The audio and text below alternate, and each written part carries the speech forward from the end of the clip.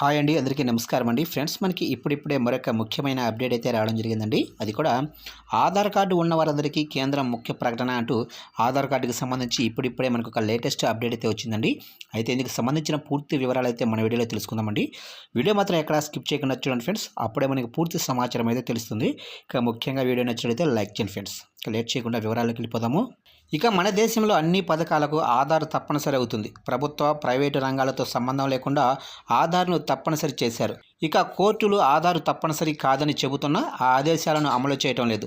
దీంతో ప్రభుత్వాలు కూడా పుట్టిన బిడ్డకు కూడా ఆధార్ జారీ చేస్తుంది. ఈ నేపథ్యంలో ఆధార్పై ఒక ఆసక్తికరమైన అప్డేట్ అయితే వచ్చింది. ఇక కేంద్రం ఇప్పటి వరకు ఆధార్ కార్డును భారతీయులకు మాత్రమే జారీ చేసింది. ఇకపై భారత పౌరులు కాని వారికి కూడా ఇవ్వాలని నిర్ణయించిందని భారత విశిష్ట గుర్తింపు ప్రాధికారక సంస్థ ఉడాయ్ తెలిపింది. ఇక ఆధార్ కార్డు పొందాలంటే ఆ వ్యక్తి ఖచ్చితంగా భారతీయులే అయి ఉండాల్సిన పని లేదు. విదేశాలకు చెందిన వారికి కూడా జారీ చేస్తామని ఉడాయ్ ప్రకటించింది. ఇక భారతీయులందరికీ కూడా ఆధార్ కార్డు ఉంది. దీంతో తాము భారతీయులం అని చెప్పుకోవడానికి ఇది కూడా ఉపయోగపడుతుంది. ఇక కేంద్ర, రాష్ట్ర ప్రభుత్వాలు సంక్షేమ పథకాల అమలుకు కూడా ఆధార్ తప్పనిసరి చేస్తున్నాయి. ఇక మొబైల్ నెంబర్లు, బ్యాంక్ అకౌంట్లు, పాన్ నెంబర్లు ఇలా అన్నింటికీ ఆధార్ లింక్ అయి ఉండటంతో ఆధార్ అనేది భారతీయులకు మాత్రమే అని చాలామంది నమ్ముతున్నారు. కానీ ఉడాయ్ కొత్త నిర్వచనం చెప్పింది. ఆధార్ కార్డుకు భారత పౌరసత్వానికి ఎలాంటి సంబంధం లేదని వెల్లడించింది. చట్టబద్ధంగా దేశంలోకి వచ్చిన నాన్ రెసిడెంట్లకు కూడా దరఖాస్తు చేసుకుంటే ఆధార్ కార్డులు జారీ చేస్తామని ఉడాయ్ ప్రకటించింది. ఇక ఇదిలా ఉంటే విదేశీయులకు ఆధార్ జారీ చేయవచ్చని కోల్కతా హైకోర్టుకు ఉడాయ్ తెలిపింది.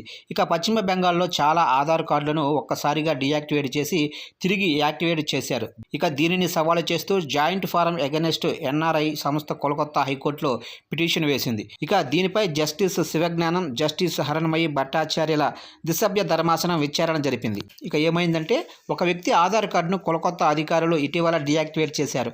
ఎందుకు అని అడిగితే మీరు విదేశీయులు, భారతీయులు కాదు అని తెలిపారు.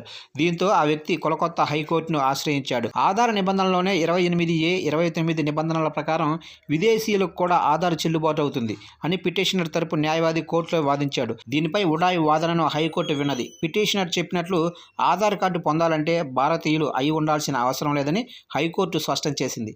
ఇక భారతీయులు కాని వారు కూడా ప్రభుత్వ రాయితీలు పొందాల్సి వస్తే నిర్దేశిత కాల పరిమితితో ఆధార్ జారీ చేయవచ్చని ఉడాయ్ తరపు లాయర్ కోర్టుకు తెలిపారు.